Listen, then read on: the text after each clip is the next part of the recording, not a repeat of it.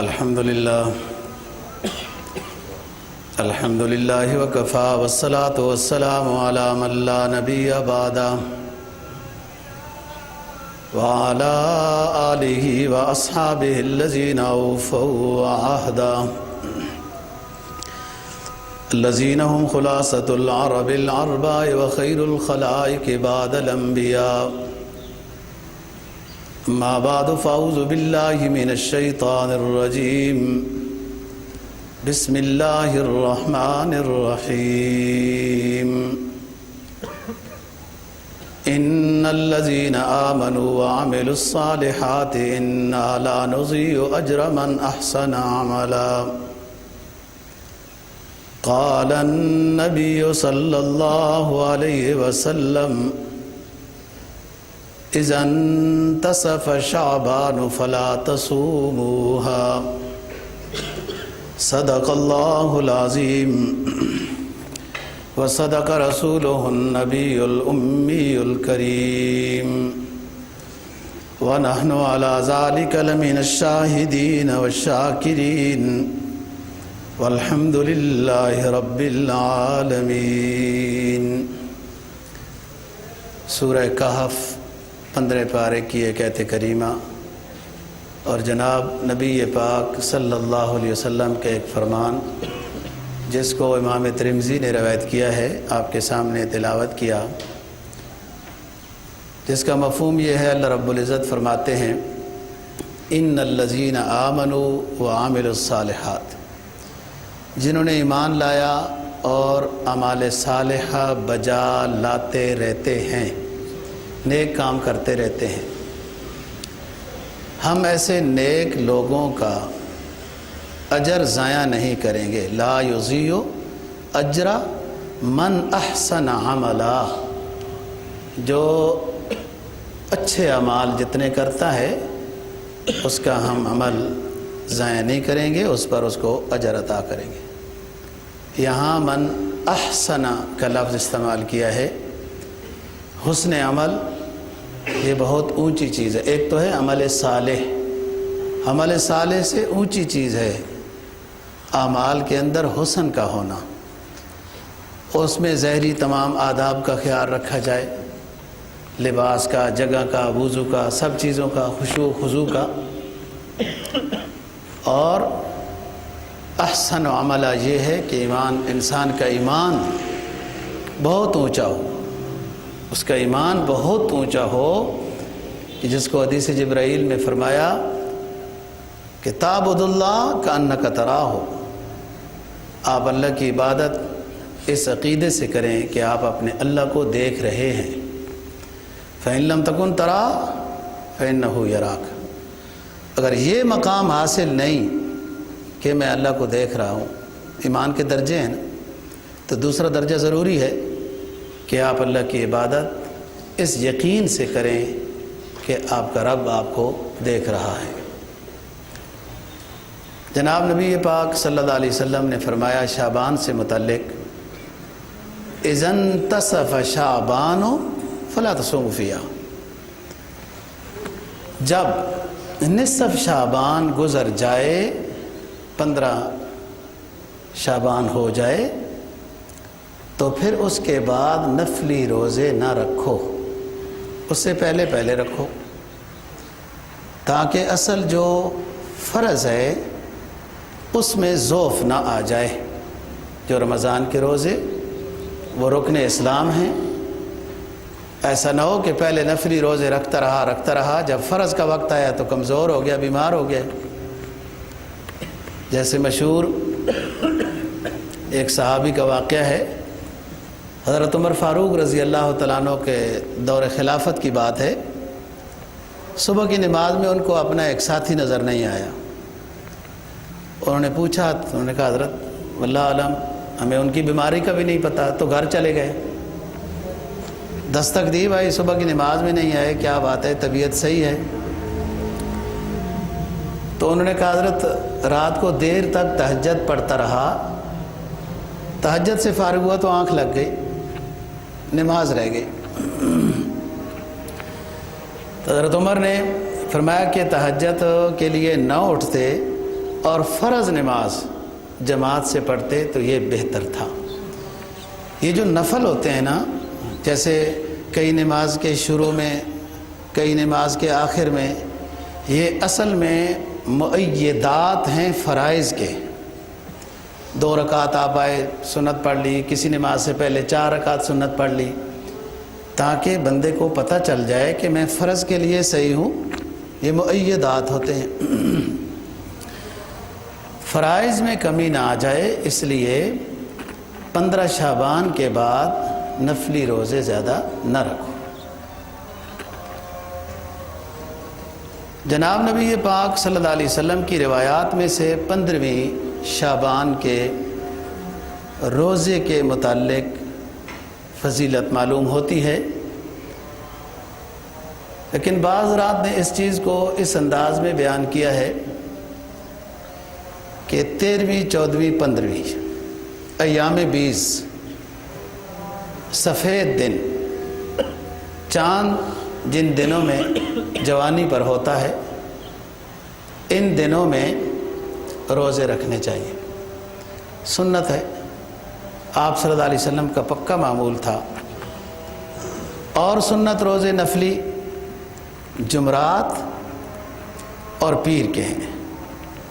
جمعے کو روزہ رکھنے سے منع فرمایا، نفلی روزہ، کیونکہ جمعے کی ایک تیاری ہوتی ہے، پھر جامع مسجد میں لوگ جاتے ہیں، اس وقت کے لحاظ سے اب بھی، اس وقت اور طرح کی پریشانیاں تھیں تو اب اور طرح کی رش اور وغیرہ، راستے میں رک جاتے ہیں لوگ، تو جمعے کے دن روزہ رکھنے سے منع فرمایا۔ جیسے حاجی کے لیے میدان عرفات والے دن روزہ رکھنے سے منع فرمایا، اور جو حج نہیں کر رہے ان کو فرمایا کہ نامی ذی الحجہ کو روزہ رکھا کرو۔ نامی ذی الحجہ کا روزہ 2 سال کا ثواب ہے، آنے والا اور گزشتہ گناہ معاف ہوتے ہیں۔ حاجی کے لیے روزہ نہ رکھنا ثواب ہے، کیوں؟ اس نے دوسرے کام کرنے، وہاں وقوف عرفہ ہے، دعائیں ہیں، تاکہ جو اصل کام ہے وہ نہ رہ جائے۔ یہاں بھی یہی مقصد ہے کہ تاکہ رمضان کی تیاری ہو جائے۔ رہی بات آپ صلی اللہ علیہ وسلم کی، تو کچھ خصوصیات ہیں جناب نبی پاک صلی اللہ علیہ وسلم کی، وہ اس میں امتی کو بعض دفعہ منع کر دیا گیا ہے۔ تو آپ شعبان کے روزے زیادہ رکھتے تھے، لیکن صحابہ کو یہ فرمایا کہ جب نصف شعبان گزر جائے تو پھر اس کے بعد روزے نہ رکھو، تاکہ تیاری ہو۔ ایک رکن اسلام ہے، اس میں ضعف نہ ہو، کمزوری نہ آ جائے۔ اور فرض نماز جو جماعت کے ساتھ ہے، اس کا جتنا ثواب ہے اتنا کسی نفلی نماز کا ثواب نہیں ہے۔ بے شک کوئی ساری رات سارا دن نفل نماز پڑھتا رہے اور نماز با جماعت فرض کو چھوڑ دے تو اس کا ثواب کم ہے۔ حضرت عثمان غنی رضی اللہ تعالیٰ عنہ راوی ہیں، فرمایا کرتے تھے کہ جو رات کو عبادت نہیں کر سکتے، کمزور ہیں، دن کو کام کاج ہوتے ہیں، تھکے ہوئے ہیں، ایسی مبارک راتوں میں بھی جیسے 15ویں شعبان ہے وغیرہ، تو انہیں چاہیے کہ عشاء کی نماز با جماعت پڑھنے کا اہتمام کریں تو نصف لیل کے قیام کا ثواب ہوگا، اور صبح کی نماز با جماعت پڑھنے کا اہتمام کریں تو باقی نصف لیل کے قیام کا ثواب ہو جائے گا۔ یعنی عشاء اور صبح کی جماعت جس نے پڑھی نماز با جماعت، پوری رات اس کو قیام کا ثواب ملے گا۔ تو بات یہ ہے کہ ان راتوں میں یہ مقدس گھڑیاں ہیں، فی الجملہ ان میں عبادت ثابت ہے، اور کچھ اپنی طرف سے یوں لازم نہیں کرنا چاہیے۔ جہاں شریعت نے بات مطلق رکھی ہو اس کو مطلق رکھنا چاہیے، پھر اپنی طرف سے اس میں قیودات نہیں ڈالنی چاہیے کہ اتنے ختم کرنے ہوں گے، اتنے رکعتیں پڑھنی ہوں گی، اتنی تلاوت کرنی ہوگی اس رات میں، تب آپ کو فضیلت حاصل ہوگی۔ ایسی بات کوئی حدیث سے ثابت نہیں ہے۔ جو آپ کو توفیق ہے، جتنا جاگ سکتے ہیں بیدار ہو کر عبادت کرنا یہ ثواب ہے۔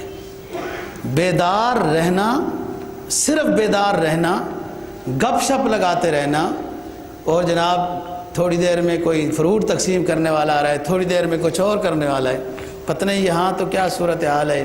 یہ تو اسلام آباد ہے، دارالخلافہ ہے۔ یہ میں کراچی کی بات کر رہا ہوں کہ لوگ عبادت کر رہے ہیں نا جی، باہر سے سیٹ لوگ آئیں گے، گاڑیاں بھری ہوئی ہیں، فروٹ تقسیم کر رہے ہیں۔ جاگنا فضیلت نہیں، عبادت کرنا فضیلت ہے۔ بیداری صرف مقصود نہیں ہے، عمل جو بھی ہو اس میں ذکر اذکار بھی ہے، تلاوت بھی ہے، نوافل بھی ہیں، توبہ بھی ہے، جو عبادت کر سکتا ہے۔ جناب نبی پاک صلی اللہ علیہ وسلم کا 15ویں شعبان کے بارے میں جو فرمان، جس کو سنن کبرہ نے روایت کیا ہے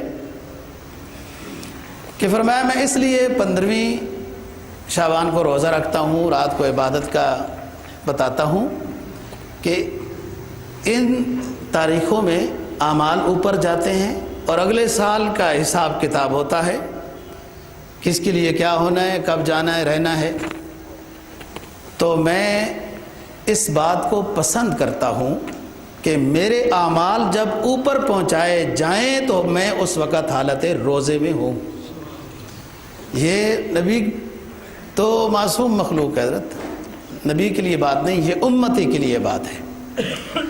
حدیث میں آتا ہے نا کہ جمعے کے دن ایک گھڑی ہے، خیال سے سمجھنا بات علمی بات ہے۔ جمعے کے دن ایک گھڑی ہے جس میں دعا قبول ہوتی ہے،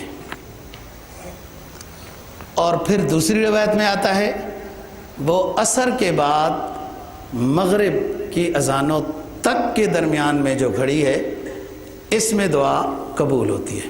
دو باتیں۔ تیسری بات فرمایا جمعے کے دن ایک گھڑی ہے، اس میں بندے کی دعا قبول ہوتی ہے جب وہ نماز کی حالت میں ہو۔ اب بتاؤ، عصر کی نماز کے بعد تو نفل نماز پڑھنا مکروہ ہے، عصر کے جب فرض پڑھ لیے تو نفل نماز پڑھنا تو مکروہ ہے۔ اب عصر کے بعد، عصر کے فرضوں کے بعد مغرب کے تک جو ذکر اذکار، درود شریف، جو جمعہ کا درود ہے اللہم صلی علی محمد النبی الامی وعلی آلہ وسلم تسلیما، جتنا زیادہ کوئی پڑھ لے۔ ایک روایت میں 80 آتا ہے نا، 80 مرتبہ، کہ 80 سال کے گناہ معاف ہو جاتے ہیں۔ لوگوں نے اس کو ہر جگہ 80 ہی لکھا ہے۔ یہ تو طالب علموں کے لیے ہے نا، گنتی بتائی جاتی ہے، مطلب جتنا مرضی ہے پڑھیں، آپ 1000 مرتبہ پڑھیں۔ عصر کے بعد مغرب سے پہلے پہلے اس درود کی فضیلت ہے۔ دوسری بات کہ دعا قبول ہوتی ہے۔ تیسری بات جو نماز میں مصروف ہوتا ہے اس کی دعا قبول ہوتی ہے۔ اب عصر کے بعد تو نماز نہیں ہے، اب دعا کیسے قبول ہوگی؟ اب سمجھیے بات، اور ہم جواب حدیث سے دیں گے۔ جناب نبی پاک صلی اللہ علیہ وسلم کا فرمان ہے کہ جو شخص ایک فرض پڑھ لیتا ہے، دوسرے فرض کے پڑھنے کے لیے انتظار میں بیٹھ جاتا ہے، یہ انتظار کا ٹائم جتنا ہے یہ نماز میں ہے۔ اب نماز میں ہو گیا، عصر کے بعد نماز میں ہو گیا، بیٹھا ہوا ہے، ذکر اذکار کرتا رہے، درود شریف پڑھتا رہے، اور جیسے آپ سمجھے کہ اب 3-4 منٹ رہ گئے ہیں سورج کے غروب ہونے میں، اس وقت اپنی دعا مانگے۔ تو یہ جو گھڑیاں، یہ فضیلتیں ہیں، ہر سال یہ ہیں۔ شیخ سعدی کہتا ہے نا، ہر شب قدرس گر قدر بدانی، ہر رات لیلۃ القدر ہے۔ جس رات میں تیرے ندامت کے دو آنسو توبہ کے نکل گئے وہی تیرے لیے لیلۃ القدر ہے۔ صرف انسان کے اندر صلاحیت ہو کہ اس رات کو وہ قدر والی رات بنا لے۔ تو بات یہ ہے کہ نماز با جماعت کا اہتمام ہو، اور جمعے کے دن خصوصاً درود شریف کا اہتمام ہو۔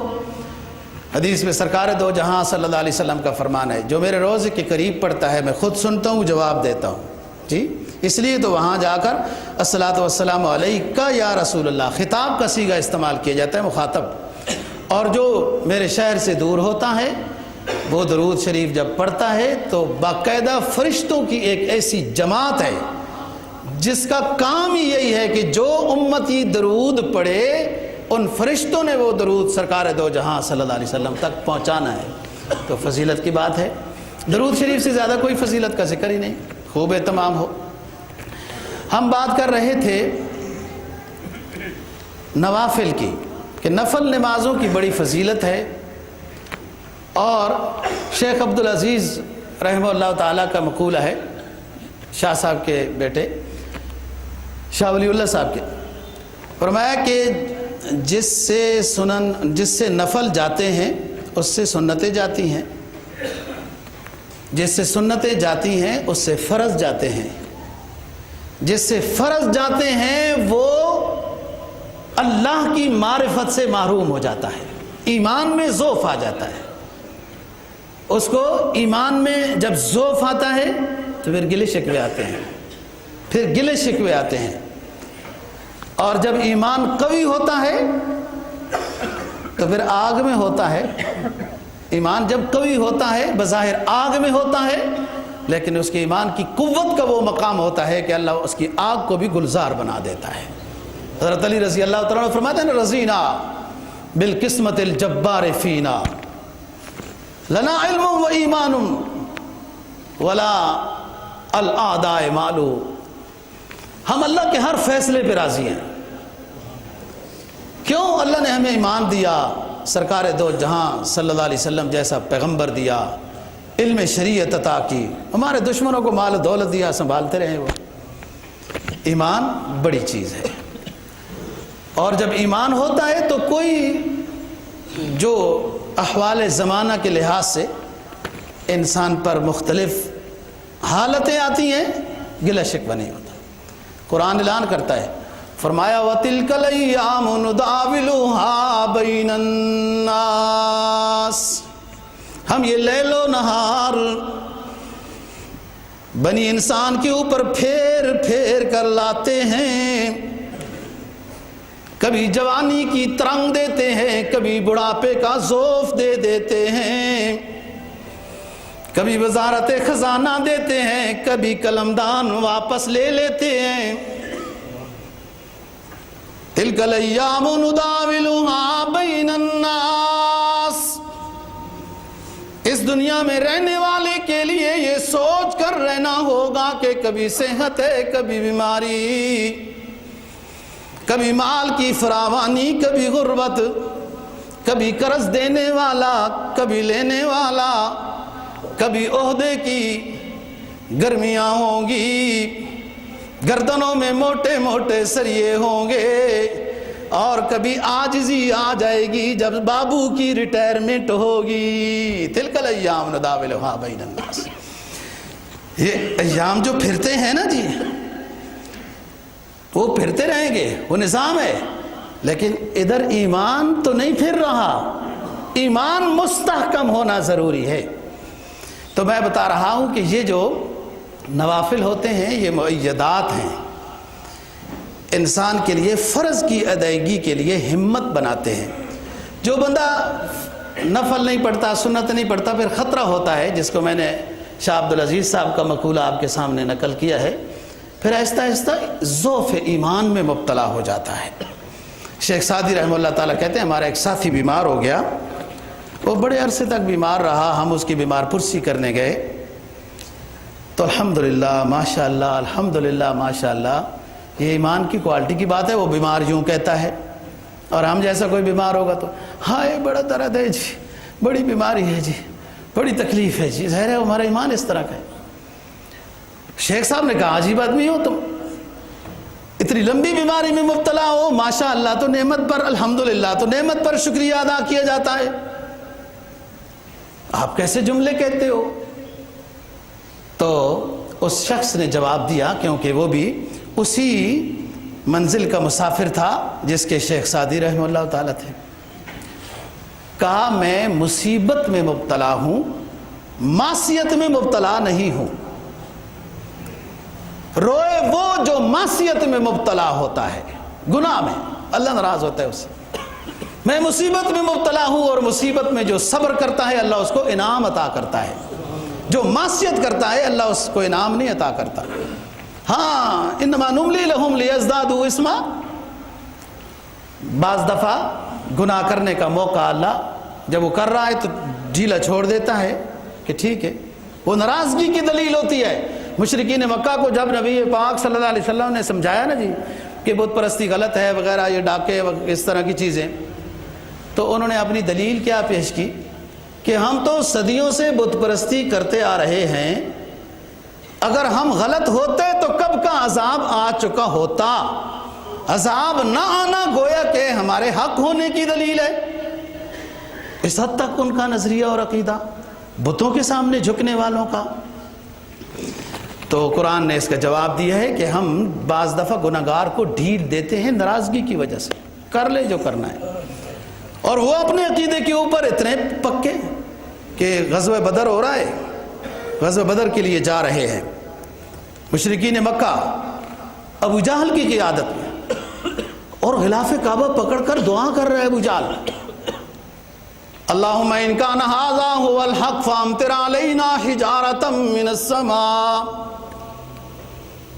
اے ہمارے رب اگر تیرا یہ محبوب سید دو جہاں صلی اللہ علیہ وسلم، جو لوگ کہتے ہیں تیرا آخری حبیب ہے، لوگ کہتے ہیں اللہم ان کان ھذا ھو الحق فامطر علینا حجارۃ من السماء۔ ابو جہل غلاف کعبہ پکڑ کے دعا کرتا ہے، جس کو لوگ کہتے ہیں کہ تیرا آخری پیغمبر ہے، اے رب اگر یہ تیرا آخری پیغمبر سچا ہے اور میں اپنے قافلے کو لے کر مقابلے کے لیے جا رہا ہوں تو مجھے اس مقابلے سے واپس نہ لانا، مجھے تباہ کر دینا۔ اور ایسے ہی ہوا، ابو جہل اور اس کے 70 لوگ وہ کنویں میں سب کو ڈال دیا گیا نا جو بدر مقام کے اندر، یہ سارے مارے گئے۔ لیکن جو بات میں اس کی دعا سے اخذ کرنا چاہتا ہوں وہ یہ کہ وہ اپنے نظریے پر کتنا پکا تھا، اور اس کو بت پرستی خود کتنی سچی اس کو لگ رہی تھی کہ پیغمبر کے مقابلے میں دعا کر رہا ہے۔ تو آپ صلی اللہ علیہ وسلم نے جب ان کو سمجھایا تو وہ آگے سے کہتے تھے کہ اتنا عرصہ ہوا، اب ذرا سمجھنا بات، قرآن تو اس علاقے کے لیے صرف نہیں نا جی، شریعت تو قیامت کے دن تک کے لیے ہے، اور قیامت کے بعد بھی جو قرآن میں بتایا گیا اسی کے مطابق حساب و کتاب ہونا ہے۔ یہ شریعت اسی ٹائم کے لیے نہیں تھی، ہمیشہ کے لیے ہے۔ آپ یہ سوچیں کہ کوئی سودی لین دین کرتا ہے اور کہتا ہے عرصہ دراز ہو گیا جناب، اگر اللہ کے خلاف اعلان جنگ تھا تو اللہ نے ابھی تک تو میرے ساتھ جنگ نہیں کی ہے، یا فلانا گندا کام میں کرتا ہوں اتنا عرصہ ہو گیا، ڈاکے ڈالتے ہیں، چوریاں کرتے ہیں، لوگ کیا سے کیا کرتے ہیں، دھوکے کرتے ہیں۔ اب تو اس انداز میں دھوکے ہو گئے، کوئی لوگوں کو سعودی عرب لے کر جا رہا ہے اور وفد کے وفد کو لوٹ رہا ہے، کوئی ان کے گردے نکال کے کیا بے ہوش کر کے کر رہا ہے۔ کیا انسان تو درندوں سے بدتر ہو گیا۔ قرآن نے کہا نا اولئک کالانعام بل ہم اضل، درندہ تو شکار کر کے اپنا مطلب پورا کر کے سو جاتا ہے، اور یہ ابن آدم جو خلاف وہی چل رہا ہوتا ہے، اس کو تو 2 وادیاں بھی سونے کی مل جائیں ڈھیر لگا چکا ہوتا ہے، پھر بھی تیسری کی فکر میں ہوتا ہے۔ انسان کا کتنا دشمن ہوا کہ حدیث میں تو آتا ہے مومن کی پہچان یہ ہے کہ دنیا کے کسی کونے میں مومن پریشان ہو تو دنیا کے دوسرے کونے میں مومن اس کی پریشانی کی وجہ سے تڑپ جاتا ہے۔ یہ ایمان کی علامت ہے، اگر نہیں تڑپا تو ایمان کی خیر منائے، ایمان کو حاصل کرے۔ اور جو مسلمانوں کو دھوکہ دے رہا ہے، کوئی کس رنگ میں کوئی کس رنگ میں، اور آپ خود جدا آپ کا انعام نکل آیا، فلانی جگہ میں آ جاؤ، آپ کا فلانا یہ ہو گیا، کیا بہرحال آپ لوگ سمجھتے ہیں دارالخلافہ میں رہتے ہیں، فتن سے اللہ تعالی ہم سب کی حفاظت فرمائے۔ ہم کمزور ہیں، بتا رہا ہوں کہ یہ نفل نمازیں بہت فضیلت بھی رکھتے ہیں اور وہ مستعد کرتی ہیں، تیار کرتی ہیں فرائض کے لیے۔ ہم بات کر چکے ہیں تحیۃ الوضو، تحیۃ المسجد، اشراق، چاشت، اوابین۔ کچھ تہجد کی بات کی تھی اور پھر انشاءاللہ ایک آدھ بات بتائیں گے۔ نماز حاجت، نفل نماز ہے۔ حدیث میں جناب نبی پاک صلی اللہ علیہ وسلم کا عمل مبارک ذکر ہوا کہ آپ کو جب بھی کوئی کام درپیش ہوا تو وضو فرمایا اور 2 رکعتیں ادا کی اور اللہ سے مانگا ہے۔ مومن کی یہ پہچان ہونی چاہیے کہ جب بھی اس کو کوئی معاملہ درپیش آ جائے رجوع الی اللہ کرے۔ اگر وہ مصروف ہے، کہیں آگے پیچھے ہے، اس وقت وہ نفل نہیں پڑھ سکتا تو رجوع الی اللہ ہر وقت کر سکتا ہے۔ ہمارے معبود کی پہچان یہ ہے کہ وہ ہر جگہ حاضر ناظر ہے، اور اللہ لا الہ الا هو الحی القیوم لا تأخذہ سنۃ ولا نوم، ہر وقت اس کے دروازے کھلے ہیں، اس کے در کو پکارنے کے لیے کوئی وقت مکروہ نہیں ہے، کوئی دن ممنوع نہیں ہے، کوئی گھڑی ایسی نہیں کہ منع کر دیا گیا ہو کہ اس ٹائم تم اللہ کو یاد نہیں کر سکتے۔ ہاں نماز کے لحاظ سے مکروہ ٹائم ہو سکتا ہے، لیکن اس کو یاد کرنے کے لحاظ سے کوئی مکروہ ٹائم نہیں ہے، کوئی جگہ مخصوص نہیں ہے۔ جہاں بھی کہیں ہو، آپ سفر میں ہو، راستے میں ہو، سو رہے ہیں، جیسے بھی ہیں، رجوع الی اللہ ضروری۔ اور اگر وہ معاملہ ایسا ہے کہ آپ کو ٹائم بھی مل سکتا ہے تو 2 رکعت نفل، جب تک معاملہ حل نہ ہو پڑھتے رہنا چاہیے، اللہ سے مانگتے رہنا چاہیے۔ بعض دفعہ کام کے ہونے میں تاخیر ہوتی ہے۔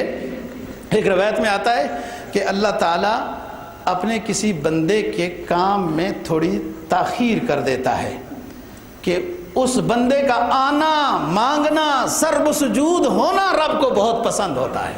اس کا کام جلدی ہو گیا تو وہ تو کان الانسان عجولا نا، اذا مسہ الشر جزوعا وَإِذَا مَسَّهُ الْخَيْرُ مَنُوعًا۔ انسان کی پہچان 29ویں پارے میں بیان کی نا، اذا مَسَّهُ الشَّرُّ جَزُوعًا، یہ ایک اس کی فطرت بیان کی۔ ولی اللہ کی علامت بیان نہیں ہے، ولی اللہ کی علامت یہ بیان نہیں ہے، وہ تو ہر حالت پہ راضی ہوتے ہیں، وہ تو فیصلہ کر کے بیٹھے ہوتے ہیں زندگی کا کہ ہمارا رب جس طرح راضی ہم راضی ہیں۔ یہ عام انسان کی بات، اذا مسہ الشر جزوعا واذا مسہ الخیر منوعا، پریشانیاں آئیں تو دل ٹوٹ بیٹھا، ہار گیا، گلے شکووں میں لگ گیا، اور جب راحتیں عطا کی ہم نے تو اکڑ کر چلنے لگ گیا۔ فَأَمَّا الْإِنسَانُ إِذَا مَا ابْتَلَاهُ رَبُّهُ فَأَكْرَمَهُ وَنَعَمَهُ فَيَقُولُ رَبِّي أَكْرَمَنِ وَأَمَّا إِذَا مَا ابْتَلَاهُ فَقَدَرَ عَلَيْهِ رِزْقَهُ فَيَقُولُ رَبِّي أَهَانَنِ۔ سورہ فجر آخری پارہ، فطرت انسان بتائی جا رہی ہے۔ اما الانسان اذا ما ابتلاه ربه فاکرمه ونعمه فیقول ربی اکرمن۔ یوں ہی نہیں کہنا چاہیے تھا اس کو۔ جب ہم انسان کو نوازتے ہیں، رزق کی فراوانیاں عطا کرتے ہیں، عہدے اور عزتیں عطا کرتے ہیں، تو کہنے لگتا ہے میں تو اس قابل ہی تھا۔ نہیں، اس طرح نہیں کہنا چاہیے تھا۔ جب ہم نوازتے ہیں، رزق کی فراوانی عطا کرتے ہیں، عہدے دیتے ہیں، وزارتیں بھی دے دیتے ہیں، اور انسان کہنے لگتا ہے میرے تو نصیب یہی تھے، میری صلاحیت اور اوقات ہی یہی تھے، اس لیے تو میرے رب نے مجھے نوازا، ہرگز نہیں۔ اور دوسرا اس کے مقابلے میں فرمایا اما الانسان اذا ما ابتلاه ربه فقدر علیہ رزقا، جب ہم آزماتے ہیں، رزق کو کچھ کم کر لیتے ہیں، تو پھر یہ گلے شکووں میں آ کر یوں کہتا ہے میرے رب نے میری توہین کر دی، تھا تو میں بڑا مکرم۔ یہ دونوں باتیں ٹھیک نہیں۔ ٹھیک کیا ہے یہ بھی جواب قرآن دیتا ہے. وہ ہم پڑھے نہیں تو الگ بات ہے نا جی, مغرب سے متاثر ہو جائیں کہ وہ بڑی اچھی باتیں کرتے ہیں.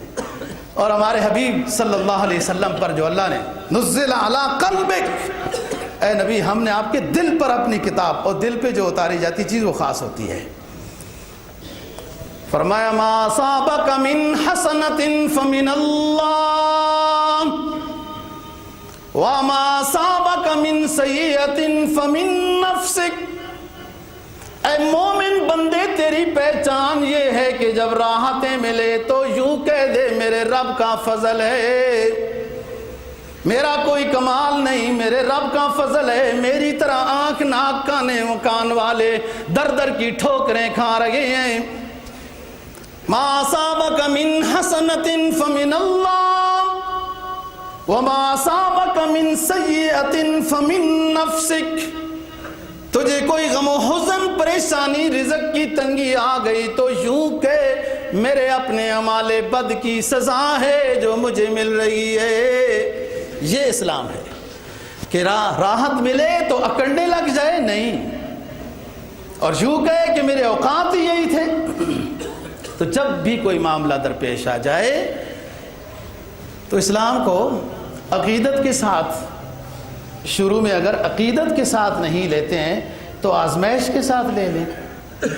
بھائی لوگ چیک بھی کرتے ہیں نا, دنیا بڑی کہتی ہوتی تھی کہ زرداری صاحب کو بھی آزما لیا تو میاں صاحب کو بھی آزما لیا تو اب ان کو بھی آزمانا چاہیے. تو چلو اب ایک اور بھی آزمائش لو نا. پھر اسلام کو عقیدت میں نہیں لیتے ہو تو کبھی یار مولویوں کو بھی آزمانا چاہیے, وہ بھی بڑے بڑے جلسے کرتے ہیں, لوگ بڑا تماشا کرتے ہیں. اور یار ان مولویوں نے کیا کیا ہے, اب تک انہوں نے کیا کیا ہے؟ ووٹ کا اعلان ہو گیا, ووٹ تو فلانے کو دینے ہیں, مولوی کو ووٹ نہیں دینے. ووٹ تو فلانا ہمارا لیڈر ہے اس کو دینے ہیں. اور جب وہ آ گیا اور گڑبڑ ہو گئی, نظام حالات جیسے ہو گئے, اور یار ان مولویوں نے کیا کیا ہے, اب تک انہوں نے کیا کیا؟ اور یار عجیب آدمی ہو تم, جب ووٹ کی بات ہوتی ہے تو مولوی کو نہیں دیتے ہو, جب نظام خراب ہوتا ہے تو یوں کہتے ہو مولویوں نے کیا کیا ہے. سبحان اللہ. تو یہ چیز میں کہہ رہا ہوں, عقیدت کے ساتھ اسلام میں جب بندہ آئے اس کا رنگ ہی کوئی اور ہوتا ہے, لیکن عقیدت اتنی جلدی ملتی نہیں ہے. دیکھ جنت اس قدر سستی نہیں, اتنی جلدی نہیں ملتی ہے, ٹھوکروں کے بعد ملتی ہے, ٹھوکروں کے بعد. اور یہ نہیں کہ ہم گنہگار ہیں اور ہمیں یوں آزمایا جاتا ہے. فرمایا ام حسبتم ان تدخلوا الجنہ ولما یاتکم مثل الذین خلوا من قبلکم مستهم البأساء والضراء وزلزلوا حتى يقول الرسول والذین آمنوا معه متى نصر اللہ. ایمان والو کیا تم یوں سمجھ بیٹھے ہو کہ ایمان لے آئے ہو ہم تمہیں اپنا محبوب بندہ بنا کر جنت الفردوس دے دیں گے؟ ام حسبتم ان تدخلوا الجنہ ولما یاتکم مثل الذین خلوا من قبلکم مستهم البأساء والضراء. کیا تمہارے اوپر زندگی کے نشیب و فراز نہیں آئیں گے, غم و حزن نہیں آئیں گے, کیا طرح طرح کے مصائب و مسائل نہیں آئیں گے؟ ضرور آئیں گے. اور اللہ نے اپنے مقرب بندوں کو بھی خوب آزمایا. اللہ ہمیں آزمائش سے محفوظ رکھے, ہم بہت گناہگار اور کمزور ہیں. قرآن کہتا ہے وَلَمَّا يَأْتِكُم مَّثَلُ الَّذِينَ خَلَوْا مِن قَبْلِكُم مَّسَّتْهُمُ الْبَأْسَاءُ وَالضَّرَّاءُ وَزُلْزِلُوا حَتَّى يَقُولَ الرَّسُولُ وَالَّذِينَ آمَنُوا مَعَهُ مَتَىٰ نَصْرُ اللَّهِ. ہم نے جب ایمان والوں کو اس وقت کے لحاظ سے اپنے پیغمبروں کو اور ان ایمان والوں کو جو اس وقت کے پیغمبروں پر انہوں نے ایمان لایا, ہم نے خوب جھنجھوڑا, آزمائشوں میں مبتلا کیا, حتیٰ کہ وہ پیغمبر زمانہ بھی, ان پر ایمان لانے والے بھی یہ پکار اٹھے متى نصر اللہ. اے ہمارے رب ہماری آزمائش کا زمانہ لمبا ہو گیا, آپ تیری مدد کے منتظر ہیں, بھیج اپنی مدد. تو آزمائشیں سب پر آتی ہیں دوستو. بندہ یہ کبھی نہ سوچے کہ میں گنہگار ہوں میرے اوپر ہی آتی ہیں تو دوسروں پر نہیں. یہ کوئی منزل ہے جو آزمائشوں میں صبر کے بعد ملتی ہے، اور وہ انبیاء علیہ السلام سب لوگ نیک لوگوں پر آئیں۔ وہ آزمائش نعمت ہے، جس آزمائش میں انسان کو اللہ یاد آئے، اللہ کا رسول یاد آئے، توبہ رجوع اللہ ہو، وہ آزمائش نعمت بن کر آئی ہے۔ اور اگر جس آزمائش میں گلے شکوے ہو جائیں، وہ آزمائش ناراضگی بن کر آئی ہے۔ گلہ شکوہ نہیں کرنا، گلے شکوے سے ہم کر کیا سکتے ہیں؟ گلے شکوے سے وہ چیز دور نہیں ہوتی، اللہ سے مانگنے سے۔ تو فرمایا جب بھی کوئی معاملہ درپیش ہو جائے رجوع اللہ کرو۔ تو میں کہہ رہا ہوں کہ عقیدت کے لحاظ سے تو ایک مجاہدے کے بعد آتا ہے، آزمائش کے طور پر بھی کبھی پریشانی آئے تو 2 رکعت نفل پڑھ لو۔ اللہ ایسا مہربان ہے، ایسا مہربان ہے۔ ایک بزرگ نے واقعہ لکھا ہے کہ ایک بندہ اپنے بت کو پکارتا تھا، یا صنم یا صنم یا صنم یا صنم۔ اس کی حاجت روائی نہیں ہوئی۔ بت کیا حاجت روائی کر سکتا ہے جی؟ لا ينفعكم ولا يضركم اف لكم ولما تعبدون من دون اللہ۔ اللہ کا خلیل کہتا ہے تمہاری ہلاکت، تم کن کو پکارتے ہو؟ نہ سنتے ہیں، نہ بولتے ہیں، نہ چپ کر کے بیٹھے ہیں۔ یا صنم یا صنم، بت کو پکارتا رہا ایک زمانے تک، فریاد رسی نہیں ہوئی، مشکل کشائی نہیں ہوئی۔ وہ جو پڑھ رہا تھا نہ تسبیح یا صنم یا صنم، اور منہ سے نکل گیا غلطی سے یا صمد، آواز آئی لبی لبیک یا عبدی، حاضر ہوں میں تیرا معبود ہوں۔ کیا بات کیا ہے! سفیان نے اپنی کلام میں یہ بات لکھی، بس ظاہر ہے اس کی ہدایت کا وقت آ گیا تھا، اسے سمجھ آ گئی توحید ربانی کیا ہے اور شرک کیا ہے، کہ اتنا عرصہ میں یا صنم کہتا رہا، میری مشکل کشائی نہیں ہوئی۔ اس ذات کو غلطی سے بھی پکار لیا تو وہ پھر بھی فریاد رسی کر دیتا ہے۔ اور جو عقیدت کے ساتھ اس راستے میں آئے، آپ ذرا سوچو، 70-80 سالہ ایک شخص ہے کہ جو شرک میں، کفر میں وغیرہ وغیرہ، جب کفر میں ہے تو سب کچھ میں ہے۔ اور بخاری اور مسلم کی روایات، قرآن کی آیات کیا کہتی ہیں؟ صدق کے دل سے ایمان لے آیا، من قال لا الہ الا اللہ محمد رسول اللہ دخل الجنہ۔ 70 سال کا بوڑھا گناہگار، صرف گناہگار نہیں، کافر اور مشرک، جب صدق کے دل سے کلمہ طیبہ پڑھ لیتا ہے تو فرمایا ہم اس کی زندگی کے سارے گناہ معاف کر دیتے ہیں۔ یہ تو کافر کے ساتھ اس ارحم الراحمین کا معاملہ ہے، یہ کافر کے ساتھ، باغی کے ساتھ ارحم الراحمین ذات کا معاملہ ہے۔ تو جو ہے تو شروع سے ایمان والا، لیکن غلطیاں ہوتی رہتی ہیں، غلطیاں ہوتی رہتی ہیں، تب بھی اللہ کو پکارتا ہے۔ جس نے ساری زندگی بغاوت اور کفر میں گزاری، ایک جملہ پاکیزہ پڑھنے سے سارے گناہ رب معاف کر دیتا ہے، تو ہمارے نہیں معاف کرے گا؟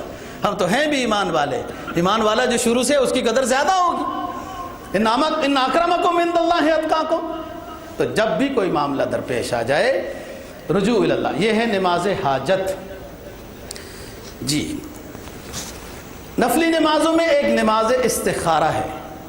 حضرات صحابہ اکرام رضی اللہ تعالیٰ عنہ فرماتے ہیں کہ نبی پاک صلی اللہ علیہ وسلم ہمیں اور نماز کی طرح یہ نماز بھی سکھایا کرتے تھے، پڑھایا کرتے تھے، کہ جب بھی 2 مباح کاموں میں آپ تذبذب میں پڑ گئے ہیں۔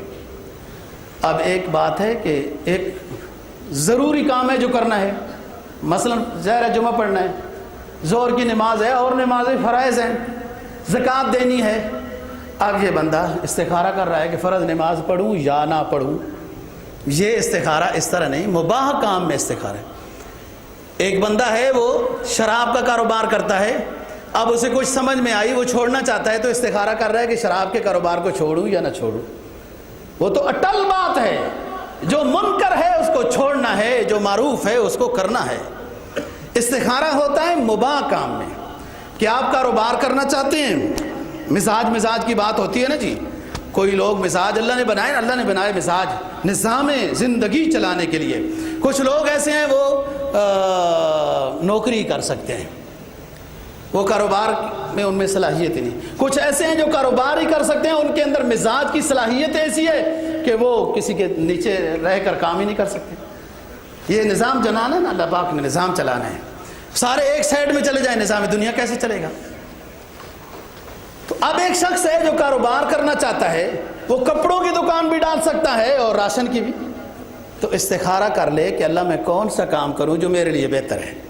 2 رکعت نفل استخارہ ہے، اس کے بعد دعائے اللہم انی استخیرک بعلمک واستقدرک بقدرتک واسألک من فضلک فإنک تقدر ولا اقدر فإنک تعلم ولا اعلم اللہم ان کان ھذا الامر خیر لی فی دینی ومعاشی وعاقبت امری فیسرہ لی وبارک لی فی اللہم ان کان ھذا الامر شر لی فی دینی ومعاشی وعاقبت امری فاصرف عنی واصرف لی عنہ حیث کان۔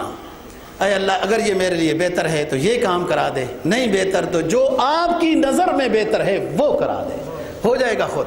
اس میں لوگ کہتے ہیں سونا چاہیے، 3 دن کرنا چاہیے، یہ بزرگوں کے تجربے ہیں، حدیث اتنی ہے جو پہلے میں نے آپ کو بیان کر دی۔ جب موقع ملے 2 رکعت نفل پڑھیں۔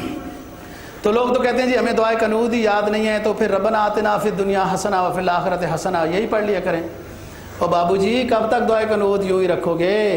اس کو یاد کرنا ہے، یہ واجبات میں سے ہے، تو دعا بھی یاد کر لینی چاہیے۔ کوئی اتنا ٹائم نہ، آپ کا دماغ چالو ہے۔ میں ہمیشہ کہتا ہوں الٹی چیز یاد کر لی، یہ تو سیدھی فطرت کے مطابق ہے، دعا یاد ہو جائے گی۔ نہیں تو نفلوں کے بعد کتاب کھول کے دعا پڑھ لیں، اس میں وہ اشارہ لگا ہوا ہے۔ یہ تو نفل کے بعد آپ کو خود بخود دل آپ کا ایک سائڈ میں متوجہ ہو جائے گا، ایک سائڈ سے کٹ جائے گا، یا یہ ہو جائے گا کہ جس بندے کے ساتھ آپ کا معاملہ چل رہا تھا کہ کپڑے آپ سے خریدیں گے، کوئی گڑبڑ آ جائے گی، وہ معاملہ خراب ہو جائے گا۔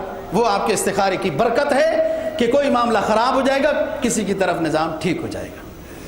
حدیث میں ایک مختصر سا استخارہ بھی بیان ہوا ہے، مختصر سا، وہ یہ کہ آپ بازار میں پہنچ گئے، یا وضو ہی نہیں ہے، نفل کا ٹائم نہیں ہے، اور ایک چیز لینی ہے، تو اسی وقت استخارہ حدیث میں آتا ہے اللہم خر لی واختر لی ولا تکلنی الی اختیاری۔ 4 لفظ ہیں، اللہم خر لی واختر لی ولا تکلنی الی اختیاری۔ اے اللہ میرے لیے یہ چیز اگر بہتر ہے تو لینے کی توفیق عطا فرما، اور مجھے اپنے فیصلے پر پابند نہ فرما، کیونکہ میں تو یہی لگا ہوا ہوں کہ یہی ٹھیک ہے، یہی ٹھیک ہے، لیکن ہو سکتا ہے میں کمزور ہوں، مجھے اپنے فیصلے کے اوپر پابند نہ فرما۔ لوگ صرف جناب شادی وغیرہ کے لیے استخارہ یوں نہیں، ہر چیز کے لیے استخارہ مسنون ہے، اور استخارہ والدین کا مسنون ہے۔ والدین شادی کے معاملے میں والدین استخارہ کریں۔ لوگ جناب مولوی صاحب کے پاس جاتے ہیں، پیر صاحب کے پاس جاتے ہیں، ہمارا استخارہ نکالیے جی، ہمارا استخارہ نہیں۔ وہ ان کو کیا یار تمہارے استخارے کے ساتھ، آپ اپنا استخارہ خود نکالیں۔ والدین، نوجوان لڑکا نہیں، اس کا تو استخارہ نکالا ہے، ہاں جدھر سے کوئی لڑکی بھلے جیسی بھی وہ رنگ روغن لگا کہ اس کا استخارہ تو یہی ٹھیک ہے، 100% ہے، ان کے استخارے کا اعتبار ہی نہیں ہے، کیونکہ ان کی حدت کنٹرول میں نہیں ہے، حدت کنٹرول میں نہیں ہے۔ یہ والدین کے ذمہ ہے شادی کرانا، دنیا نے اس کو آزاد کر دیا، آزاد جی، اس سے پھر خرابیاں ہی ہوتی ہیں۔ انسان جو نوجوان ہے وہ اپنے فیصلے کو صحیح سمجھتا نہیں، خصوصاً اس معاملے میں، تو اس میں والدین کو ترجیح دی جائے۔ والدین جو فیصلہ کریں گے وہ سب سے عظیم فیصلہ ہے۔ کیوں؟ جب بچہ نوجوان ہوتا ہے نا، شادی کے قریب ہو جاتا ہے، والدین 40 سال سے اوپر ہو چکے ہوتے ہیں، اور 40 سال کے بعد انسان پر حکمت برستی ہے، تدبر آتا ہے، تحمل آتا ہے، خیر و شر کے فیصلے آتے ہیں، اور اس سے پہلے شہوت غالب ہوتی ہے۔ جب شہوت غالب ہوتی ہے فیصلے نہیں ہوتے، جب حکمت اور تدبر غالب ہوتا ہے تو فیصلے ہوتے ہیں۔ جی نفلی نماز میں سے نماز توبہ ہے۔ نماز توبہ غلطی ہو گئی، اور ایک زمانہ ہوتا ہے دوستو جس انسان کی نیکیاں زیادہ ہوں نا، جب غلطی ہو جائے تو فوراً زلزلہ آتا ہے پھر اندر کہ آپ سے یہ گناہ ہوا، آپ نے یہ غلط کام کیا ہے، فلانے کو بھیجا آپ نے ڈانٹ دیا ہے، فلانے کی آپ نے غیبت کر دی، تحقیر کی ہے، تذلیل کی ہے، فلان کیا۔ جب نیکیاں غالب ہوں، گناہ تھوڑے ہوں، تو پھر جھٹکا لگتا ہے یہ غلطی ہو گئی ہے، بس فوراً 2 رکعت پڑھے، اللہ سے معافی مانگے، اور اگر کسی کا حق ضائع ہوا تو اس سے بھی معافی مانگے، نہ جھکے، نہ شرم کرے، وہ آخرت کا لین دین بہت مشکل ہے۔ قرآن مجید نے توبہ والوں کی بہت فضیلت بیان کی، بہت فضیلت بیان کی توبہ والوں کی۔ حدیث میں جناب نبی پاک صلی اللہ علیہ وسلم نے توبہ والوں کی بہت فضیلت بیان کی۔ فرمایا کل بنی آدم خطاؤون وخیر الخطائین التوابون، کل بنی آدم خطاؤون وخیر الخطائین التوابون، التائب من الذنب کمن لا ذنب لہ۔ فرمایا سب بنی آدم سے، انبیاء علیہ السلام معصوم ہیں، باقی ان کے علاوہ سب سے غلطیاں ہوتی ہیں، بہترین خطا کار وہ ہیں جو توبہ کر لیتے ہیں، اور اللہ پاک پھر توبہ اس انداز میں قبول کرتا ہے کہ بالکل ان کے نامہ اعمال سے مٹا دیتا ہے۔